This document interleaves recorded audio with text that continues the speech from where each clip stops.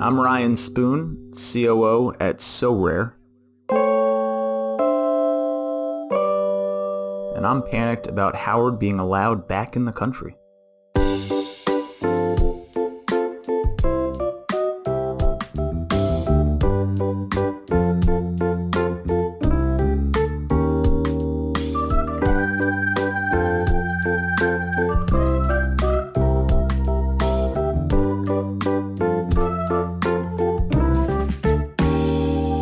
Knox! Hello. The Knutes! Oh, the Linsonator is back. Give me a little Trump there. Give me just a little bit of Trump. Just, all right. Hello, this is President Donald Trump. Howard Linson is a huge disappointment, okay? Go back to Canada. That's gold. That's It is. gold, Jerry. So, it's good to be back in the studio. You know, I was trapped in the Bahamas. It's one of the worst places in the world to be trapped, I'm sure. Were you scared for me? No. Let me tell you a couple of COVID stories. Oh, please. They're timeless. They're timeless gems. So I'm at the FTX conference, and I'm like a super spreader at this point. I think I'm the only one at this conference, because this is all Puerto Rico people and Miami people and crypto, whatever. They've all gotten it through Ethereum. Everybody got COVID through Ethereum, through the blockchain. So I think I'm the only one in the Bahamas proper without COVID. So I don't know who gave it to me, because I've gone 2.5 years without testing positive. But little did so Matt Ober and I and this kid Nathan, who's like just got married, crypto guy, and we go to do our tests at the hotel, and it was really well done. They had a nurse and a whole hospital set up at the hotel, because it's a tourist place. They got to like keep the people moving, Right. and everybody gets a happy face, and I get a frowny face. Oops. But as luck would have it, because Howard's, even when I lose, I win, I have my suite, because of the insurance. I had this great suite that FTX put me up in. It was a corner suite with like 2 balconies, blah, blah, blah. And they had to keep me in the room because I had infected the whole place. I was licking the sheets at this point to ensure that I was peeing on the floor, whatever I could to make sure my room was full of COVID at that point, because I didn't want to move. So it backfired, because they don't come to clean your room, so I had to clean up my own. No. So I ended up having to cleaning it myself. But still, I got to keep the room, and I had a week on the Bahamian government, and I felt a little guilty. This is the Jew in me, the Jewish person in me, because I was enjoying myself, but felt so guilty about this, you know, having great sushi delivered to my room, fruit, because I had $150 credit a day from the Bahamian government. I don't even know how to spend $150 a day on food, but I did. I somehow still went over the limit, because I'm Howie, and turns out sushi in the Bahamas is expensive. So I just felt guilty for some level. I know you wouldn't know, because you're Norwegian and you have such white blood. But I felt a little guilty because, you know, there's a war going on in the Ukraine, and I'm having sushi delivered at 6 p.m. watching NBA on TNT. So that is my curse, that I couldn't fully enjoy COVID. We used to call you Lucky Lindy. Lucky Linson strikes again. I got back in time for the 25th anniversary. Got back in time for Mother's Day. And my only regret is not enjoying it more, which is such a Howard thing. Great timing. Yeah. So anyways, we're out of time, as usual, but the sound is fantastic. All right, so we have a special guest today who's going to explain in English a lot of what we don't understand.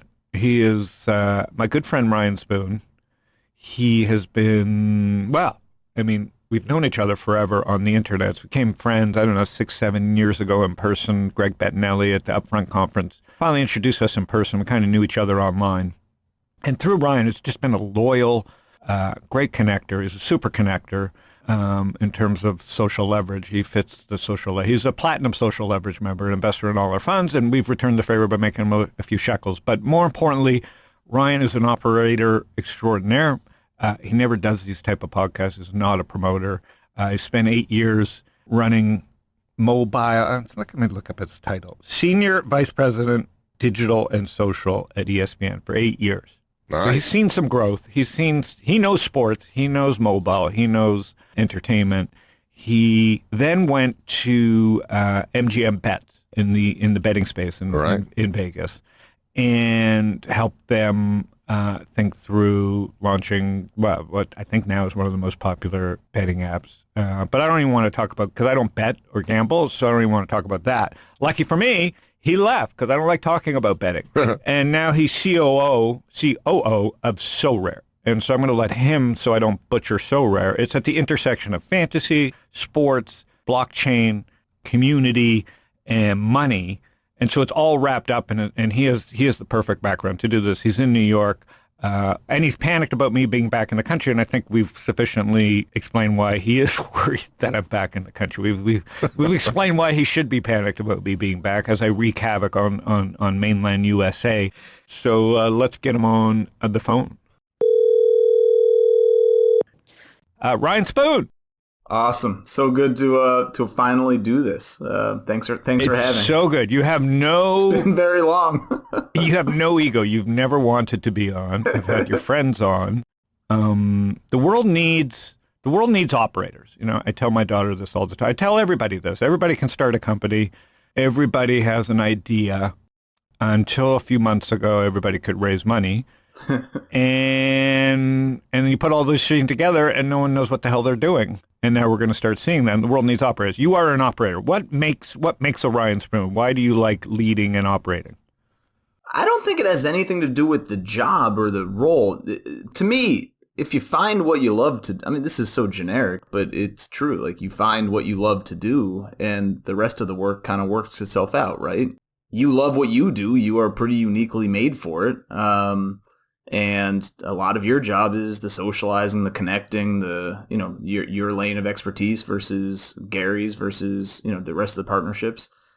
You know, the trait over the last 10 years of my career is the sports side, whether it's ESPN or BetMGM, and I'll, you know, for the next several years, continue to correct you. It's BetMGM, not MGM Bet. Oh, right. BetMGM. To Sorare, right? You find the space that you love, and these are interestingly three very different ways to kind of circle around, you know, the topic of sports fandom, fan engagement, and so forth, and then you enjoy what you're doing for work. And then the single most important thing is surround yourself, be around great people.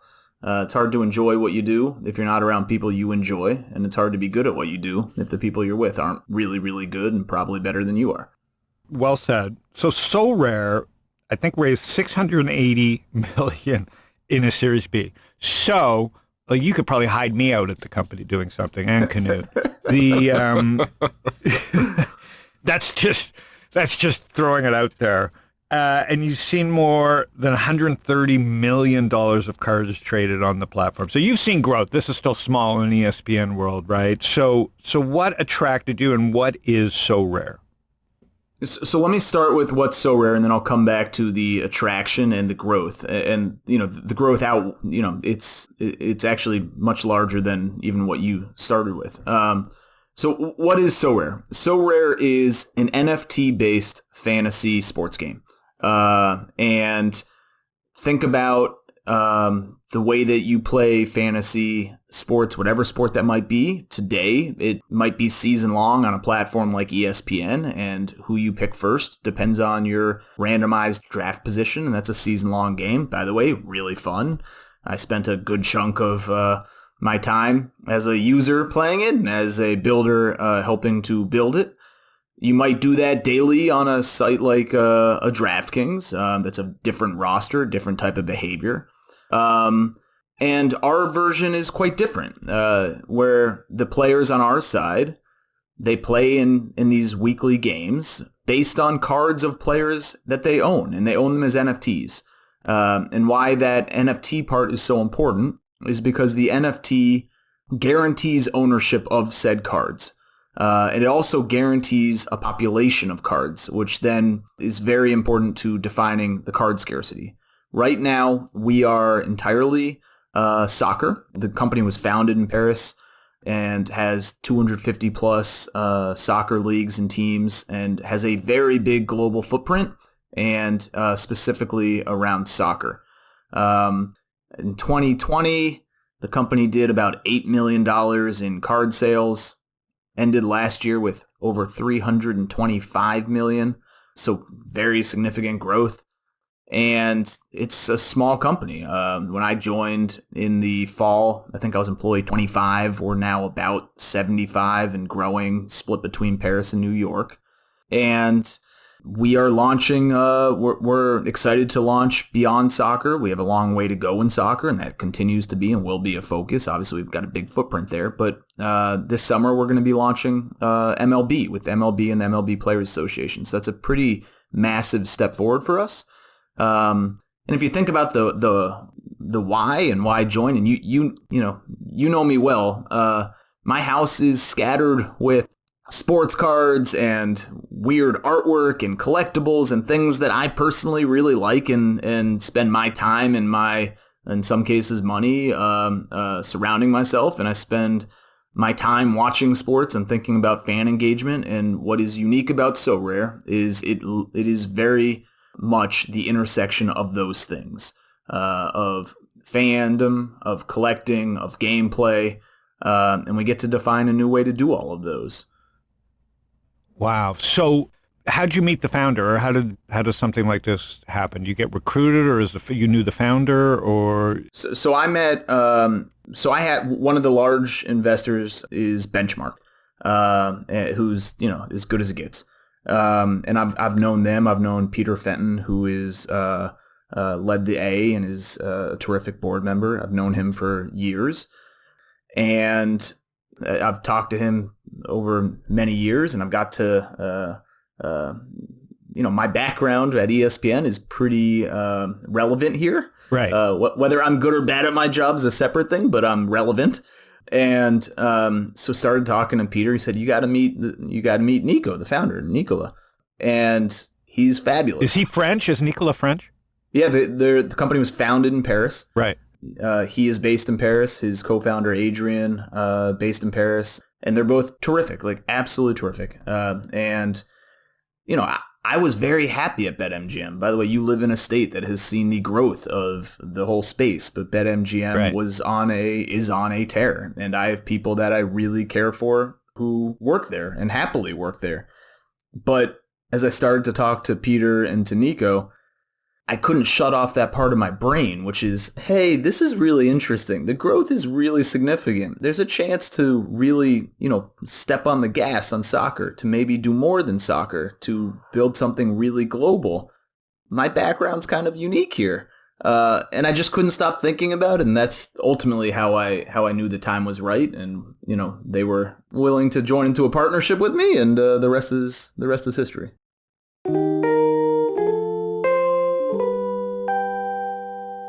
So what have you had to learn about crypto? Like, because you and I are like crypto, not idiots. We peripheral crypto people, right? Like you have 3 kids at home. You're in your 40s. You come from the world of ESPN. The touch it, feel it, wrap it up, package it, ship it out, scores, etc. Definitely community, obviously, is running what you did at community, but it was a vast community at ESPN, to kind of this very narrow thing, and you still, no matter how popular it is, people still need to understand what crypto is. So how do you merge the two? That seems like still the hard part. Yes, there's much to learn. I think it starts with, and for a lot of the ventures out there, and you obviously see, this is your career. You see them every day.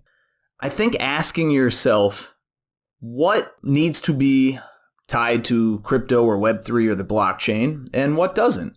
What is the benefit of, and that's true for any job, right? Like if I'm moving to mobile or choosing to build something and is it going to be native or non-native?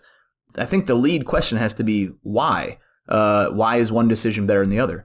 The part that you have to learn and like really inject and understand, and we all do, is what the role of the NFT is and what the NFT enables in the gameplay. And it is really, really core. For us, the philosophy is a set card population has to be definable, how the user base understands that, and the ownership structure.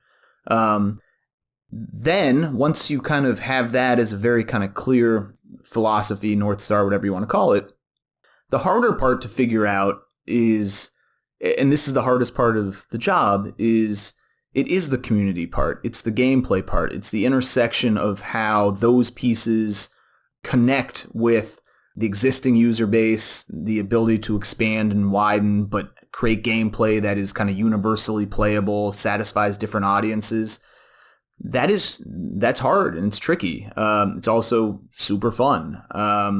There are a lot of things that are applicable in the experience of my time at ESPN and fantasy, and things that are applicable from, the BetMGMs of the world. And there are things that are different.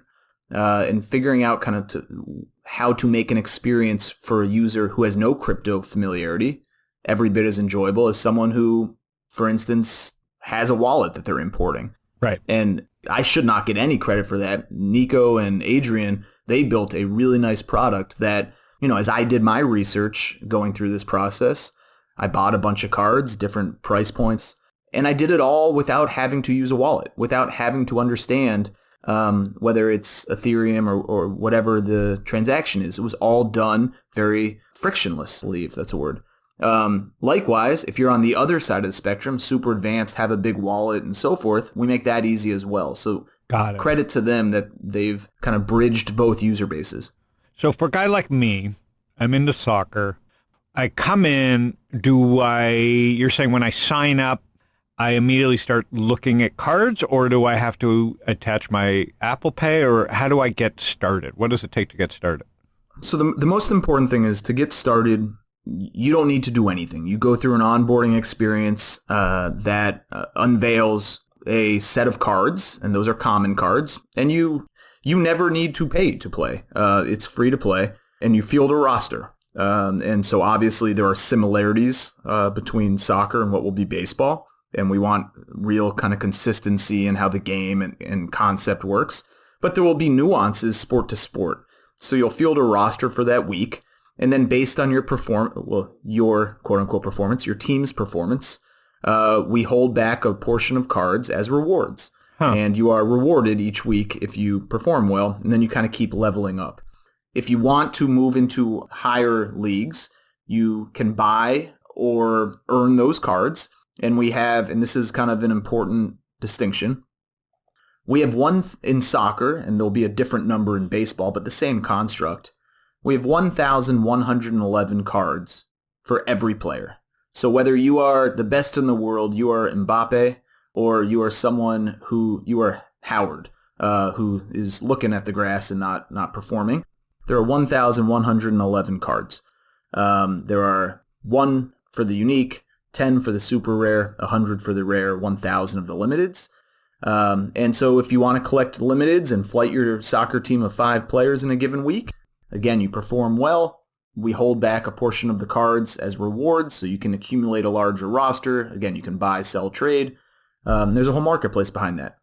Canute, really interesting, huh? Oh, yeah. I mean, your son's into soccer. So do you have to be into soccer, do you think? Because is America the spot, or is this really taken off in Europe first? I mean, so I have a million questions here because I didn't know, did they find Benchmark, or did Benchmark find them? Because Paris is not the place where people shop for fast-growing startups.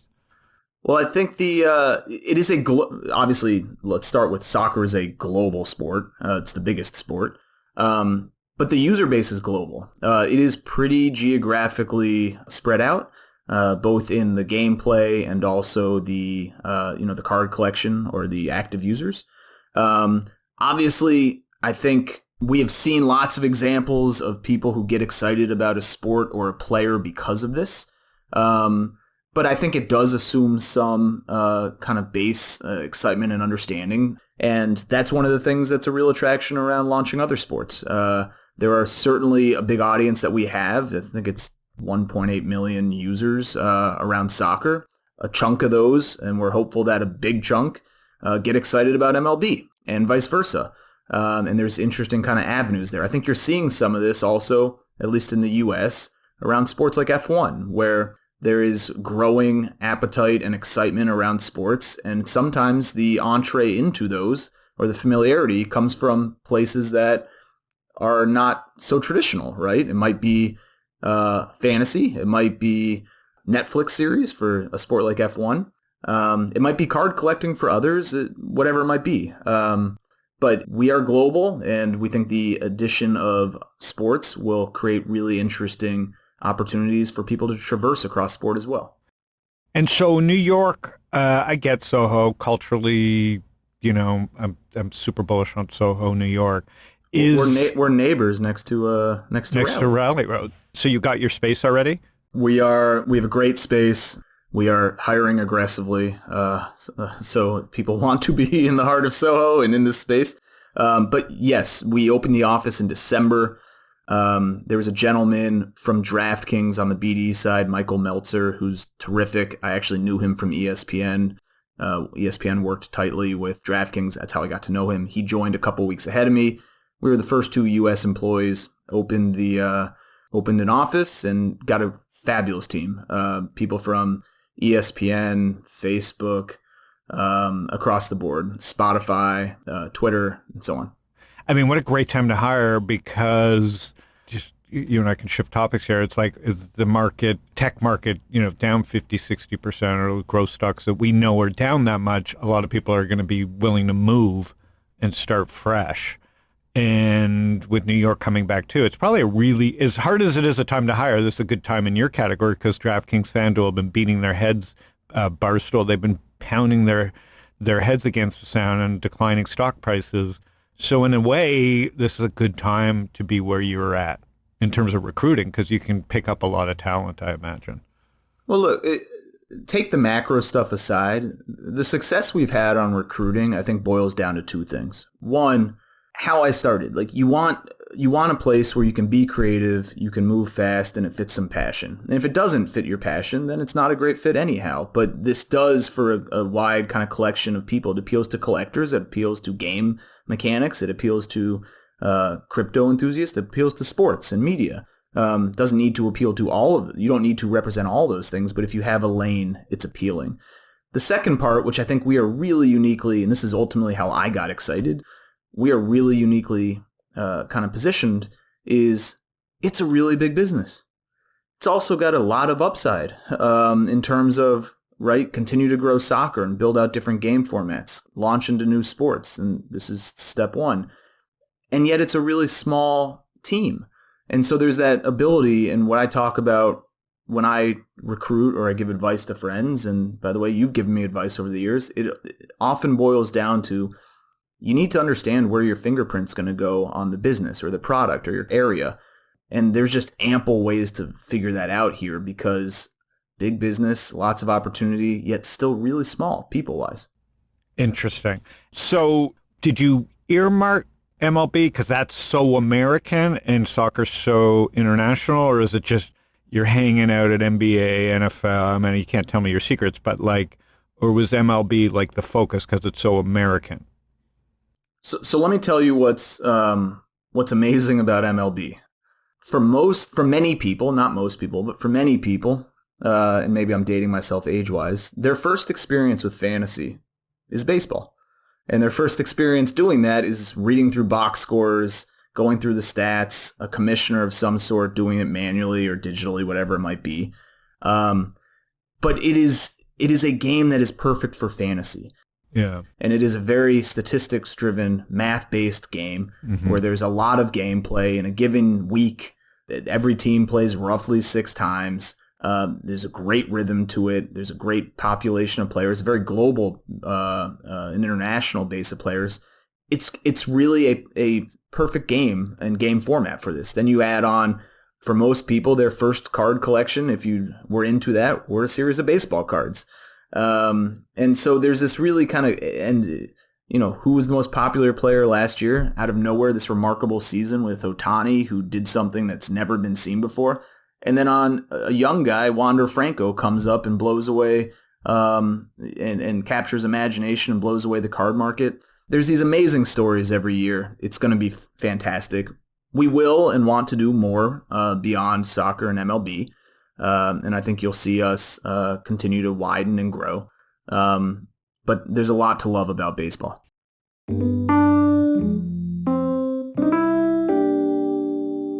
So switching gears for a second, talk about tech and markets and recruiting and all this stuff because you are an operator.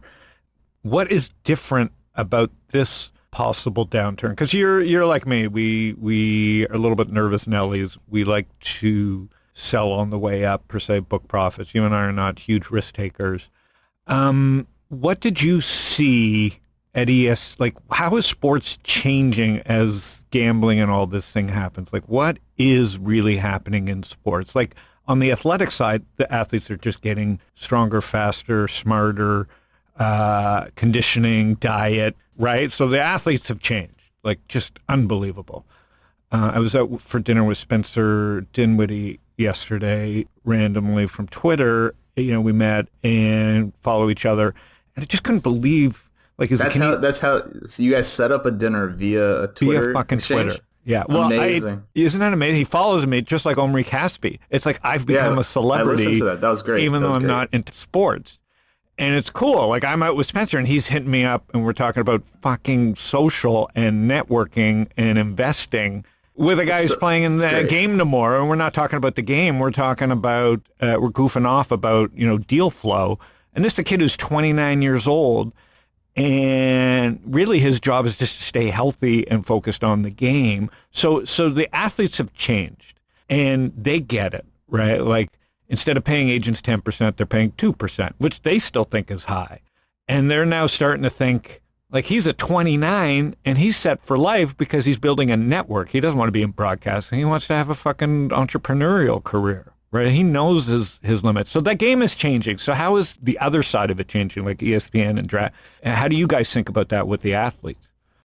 Well, let me take the athlete side out for a second and say every employee at ESPN has the same business card, obviously a different front, but the back says to serve sports fans anytime, anywhere. Mm-hmm. And I woke up every day for a long period of time with the mission of drive sports fandom, widen sports fans, right? Reach new pockets of sports fans and drive engagement, drive energy around that. Whether that was on our platform or not, ultimately, if you can increase fandom and engagement, that is a good thing for all involved. And ESPN, being, you know, the largest on the broadcast side, stood to benefit from that. Correct. Why do I say that? Because BetMGM or DraftKings or FanDuel or so forth, for a large population of people, a growing population of people, that's a different form of fandom and engagement. What we do at Sorare, that's a different form of fandom and engagement. And an example I give, I watched every minute of the Celtics-Bucks game last night. It was fantastic. It really was a good game. I didn't get to watch it, but I was walking by the screen with Spencer, and it was like a big surprise. Like, I didn't think they could come back, Boston. It was a hell of a game. It's an incredible series. And while I'm rooting for Boston, it's impossible to watch Giannis and not marvel and also... It's like watching an Elastic Band. He's amazing. Yeah. And again, I say this part because I also have a huge RJ Barrett card collection, and I give this example a lot. I believe I have the largest RJ Barrett, a special version of his card collection, and it might be rational, might be irrational, but I'm a huge RJ Barrett fan. I watched over 70 Knicks games this year. I'm a Celtics fan. That's really weird. I think if I had said that 10 years ago, people would say, what is wrong with you that these things don't compute? But my point in saying that is whether you are playing Sorare, you are playing fantasy. Look at what Red Zone's done to Sunday viewing if it's not your core team. You collect trading cards, whatever it might be. These are different forms of sports fandom. And I think all of us are circling around, including the teams and the players, and how do you widen and deepen the definition of sports fandom? How do you reach new? That's the wide. How do you get to the different platforms, create different behaviors? And then how do you deepen and strengthen and understand who each person is? Yeah, increase fandom. When I started StockTwits, I guess part of the complication is you start watching the competition, you start watching what other people are doing, you forget why I started. And the whole point was I love stocks, and I thought millions more people would love stocks. Kramer 2.0, CNBC 2.0. And you get lost in building features and worrying about this and community, about what the real goal was. And, I look back 12 years later and we keep growing organically because really all we do is increase fandom for stocks and tickers and whatever the hell objects that people like talking about, you know? Yeah, I've asked you many times, like, what's your advice to? I have 3 kids, 11, 9, and 7. But I've asked you many times, like, what's your advice to the 11-year-old as he begins to have interest in this? And your advice is always to learn, to get involved, pick companies and products that you are a user of, that you are a fan of. And it's so obvious and basic. I'm not suggesting that that's the way everyone should invest per se, but that is how I think about investing my time, at least. It's how I think he begins to understand what this whole set of concepts. It's why I think StockTwits is interesting and grown. It's why I end up watching probably more complete Knicks games than I did Celtics games this year. Yeah, the ability to be shameful or not, separate subject. The ability to be a fan is amazing. The ability that I, like, for example, could go hang out with Spencer on his, for a quick dinner because he's in town is just insane. Yeah, sure, I have a little bit of a different privilege because of my social network, but it's not like I didn't have to still ping him on Twitter. You know what I mean? Like, you still got, but now the game is like mixed. It's like everybody's mingling. And so, but that's the best. I think it's the best. And I took Ellen along yesterday, and she had the best time asking him questions about real estate and other stuff and how he's thinking about the world. But more importantly, in sports, like, it blew me away how fast we went from, like, gambling's bad to every game I watch. I got, like, ads coming out the yin yang on how my kids can do parlay bets, like 50 to 1, whereas, like, the government can't get their head around crypto yet, and everything's regulated. But kids are allowed to YOLO with the Barstool lunatic on a weekend, lose their last $200 of food money, but that's okay. Like, that's really hard for someone who's had to be regulated his whole life to deal with. That's been a break that I didn't see coming. How fast, when the walls came down on gambling, that they came down. Yeah, I'm not sure what you want me to comment on. I can't comment on it. It's just you didn't even probably expect it. You're at ESPN, and I don't think you expected it to come down that fast. Well, I mean, there's general life lessons of it takes slower to get there, and then when you get there, things move faster than you expect, right? Again, think about, I get asked the question a fair amount of, are fantasy sports healthy for fandom? And I think that's just a different way of asking. It's not necessarily used to what we grew up, where you're watching, sitting around with a group of like-minded fans watching the same team. Think about how we all watch Sunday football. When it's not the Patriots, I'm watching Red Zone. Why am I watching Red Zone? Because I'm supporting my fantasy team, and I like the action, and it's a great viewing experience. MLB has a phenomenal product here. NBA has a phenomenal product here. It just means fandom is different. And for some, I've spent many opening Thursdays of the NCAA tournament in Vegas, and it's really fun watching both sides cheer. And I also think it's part of the narrative of sports. Look at the Derby from this weekend. Part of what it was, what is it, the longest shot of all time? Right, and it's a remarkable video to watch, but it's even more remarkable when you understand the odds. And another way to look at the Warriors win last night was, they're up 3-1. They won. They won a game that the ESPN projection model didn't project that they were favorites until the very last couple plays. Wow. And so whether you are playing or fantasy or not, it creates a different narrative. Whether you have a wager on something or not, there's different insights and movements. And we thought a lot about this at ESPN. How is it furthering the story? How is it furthering fandom? Yeah. Well, it's amazing. What I'm saying is it's amazing how far sports went compared to CNBC. It's like I turn on ESPN and I got like you just said, they have live odds of like the permutations. It's like watching Poker Channel, whereas CNBC still has the 4 same knuckleheads yelling out things. It's amazing how fast is all I'm saying when it finally happened, and how far behind the financial markets are to the gambling markets. It's fascinating to me. There's your opportunity. Yeah, no. I mean, this is the opportunity. I think this is where Coinbase and FTX and all these guys that we're talking about get into it. Are you guys, is Sorare have to deal with regulation or no? So we are not gambling. I mean, I think the core difference with us is, right, if you place a sports wager, you are placing a wager, that money's gone and so forth. Remember, the core of what we're doing is you have these cards, you own the cards. When you play them, and if you play well, you get cards, you get additional cards as rewards, but those are yours and you own them. We're obviously mindful, and the landscape is changing at all times, and so we are aware and building out the right team and being cooperative if questions come. But we are very distant from, for instance, what I was doing at BetMGM.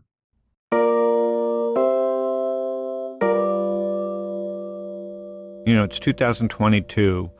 New York's coming out of COVID. You got 3 kids. They're into sport. What has you panicked? What, little, not joking aside, what are the things that you worry about in this industry and, New York, etc.? My worry is very insular. You started a little bit by, your job. You're thinking very broad and meeting a gazillion companies. By the way, I've, to a lesser degree, done some of that work. It's a blast, and it's a ton of different exposure and kind of mental agility. It's a blast. When you operate, you're pretty heads down. And so, there are certainly things to understand and to glean from the broader landscape and so forth, and that is a little chaotic right now. But if I am quote-unquote panicked, it's often about my own stuff. It's how do we move faster? How do we build the team and build the team better and faster? We've done really well there, but to keep growing and pursuing, that's how I spend a good chunk of my day. Right. We've obviously had pretty fantastic growth and success, but we want to be much bigger. And we want to do it in a way that is healthy and sustained and is with the long-term approach. And I give Nico and Peter all the credit in the world here. We've never taken a short-term decision. And so thinking, how do you build this in a healthy, ongoing way for the players, the game dynamics, our partners? These are not one-year deals. And so, what I'm spending my time thinking about, whether it's positive or sometimes worried or am I doing a good enough job, it's pretty selfishly focused, right? It's narrowly focused. It's insular. And so you're also like a data freak, right? You got the Whoop, you got everything going on. Have you gotten bored of any of these products? Like, I got bored of the Whoop immediately. I hate to say it. I'm going to have them on my podcast, but I don't get it. Like, if I have a bad sleep, I know I have bad sleep. I suck at sleeping. And so I don't drink. Like, what is it about the data that what's the holy grail there? What still has you excited about that? All right. So I'm about to annoy you and give you a new product. Oh, okay. So I love Whoop. I mean this, I think maybe I'm a little overstated, but I mean this pretty honestly. No product that I've owned has ever kind of changed my behavior as directly as Whoop. Huh. And part of that is because I've seen the data again and again at this point now for 3 years. I'll come back to, I think I've gotten what I need out of it, but it's a separate subject, where I don't eat meat anymore. I gave up meat. And why? Because I know that I feel better and I sleep better and there's other benefits, but Whoop tells me it's good for me. I'm very specific and, dare I say, neurotic around other behaviors, sleep and so forth. And at this point, through a bunch of exposure, I know what I need to do to be a better machine, healthy and happier. Some of it's also mental, like you just perform better. Now, I've worn it for 3 years. I think I've gotten what I need out of it, but it's a fabulous product. I think it's worth everyone for some period of time if you're willing to commit to it. It's great. My new obsession is, and it gives a lot of the landscaping. No, the Sleep 8 bed is. I had them on. Like, I haven't made the commitment. It obviously is the most make interesting. The commitment. To show you how geeky and bizarre I am.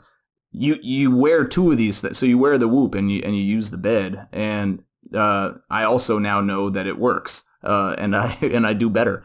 It also provides, not entirely, but some of what the Whoop data provides as well. But gosh, it's really great. But isn't having sex with your Whoop on in an 8-sleep bed a little bit invasive? Like, do you have a separate bed?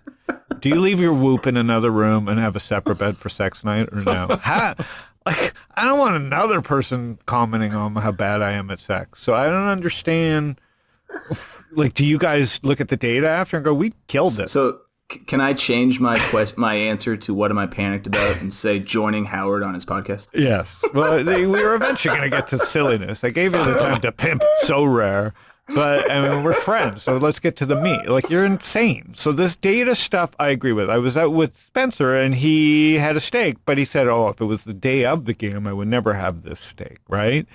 So I guess because I'm not committed to not eating meat, I mean, I'm committed to not drinking, so I know that's not going to affect my sleeping because I don't drink.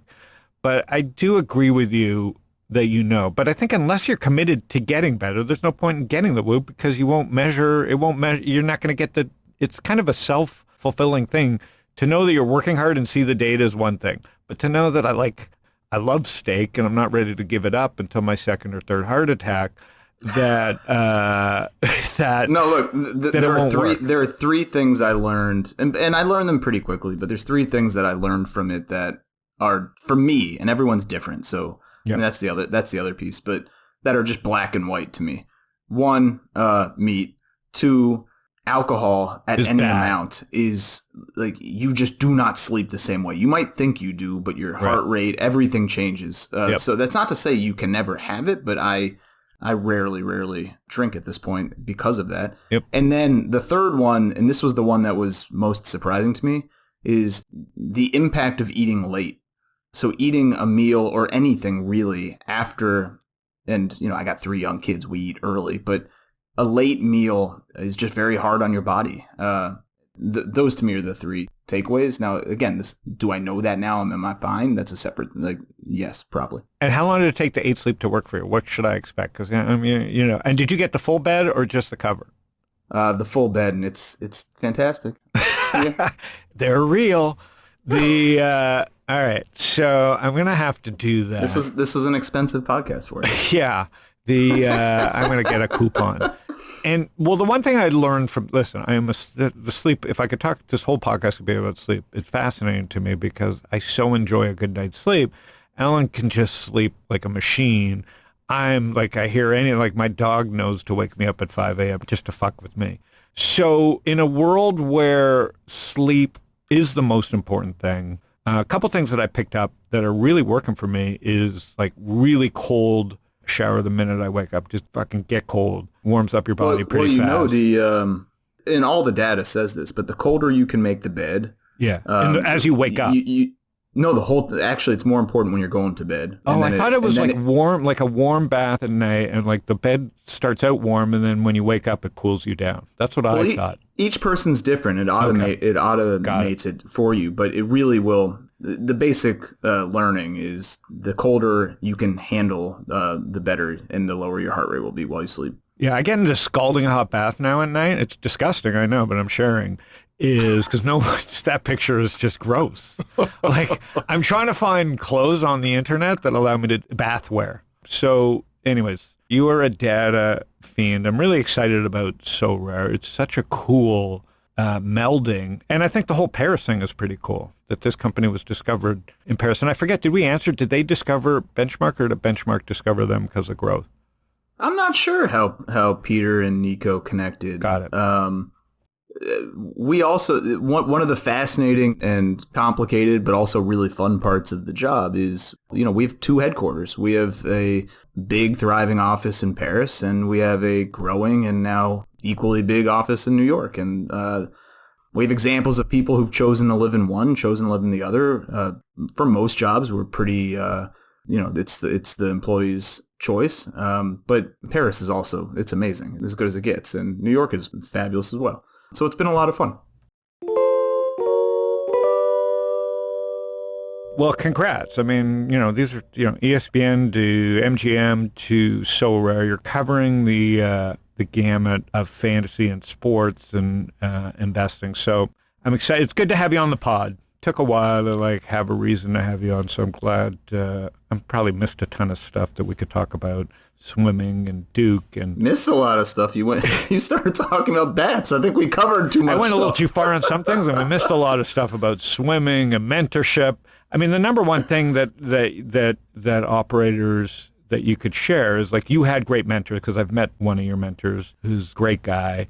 How important is mentorship? And like, what are you guys doing at Sorare? Like, with the work from home and coming back to work, where does mentorship fit in as an operator?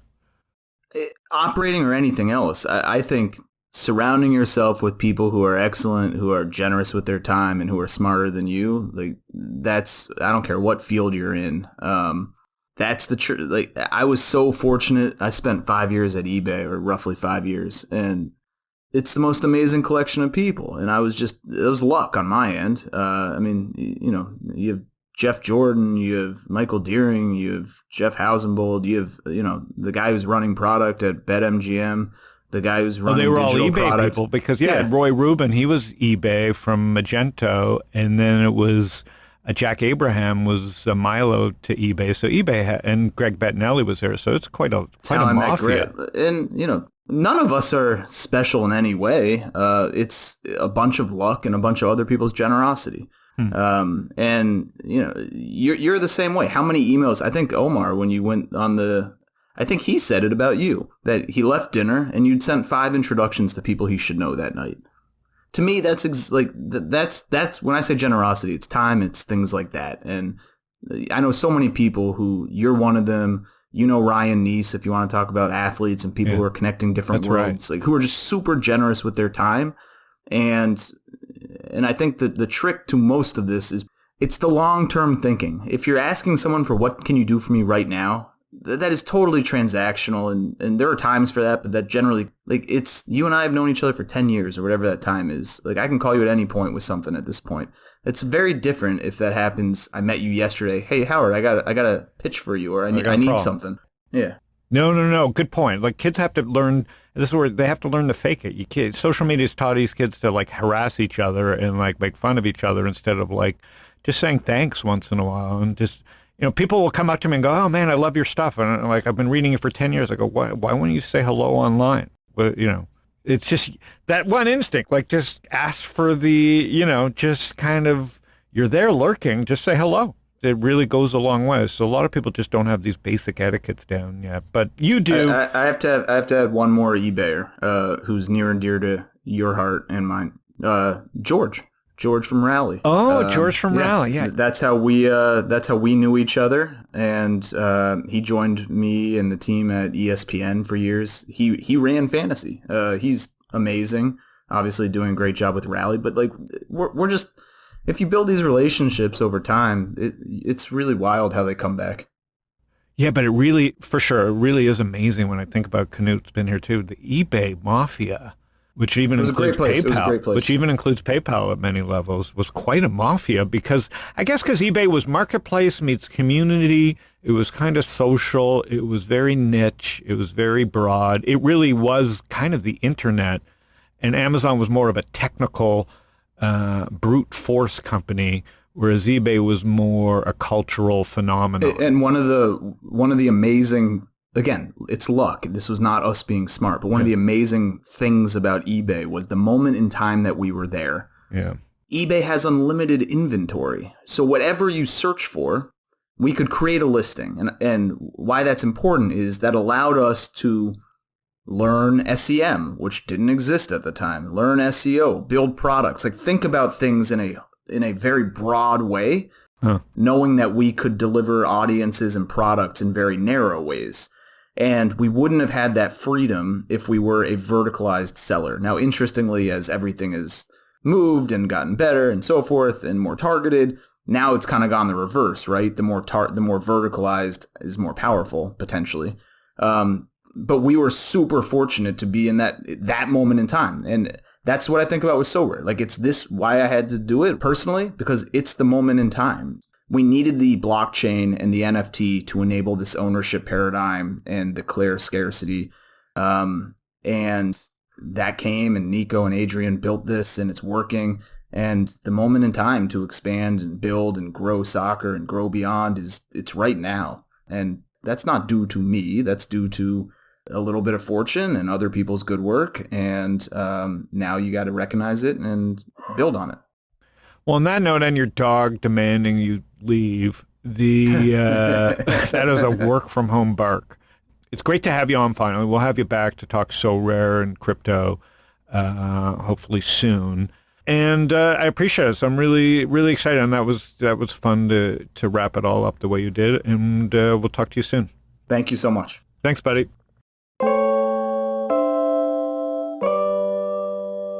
K-Nut! Howard! See, I got him to warm up a little bit there.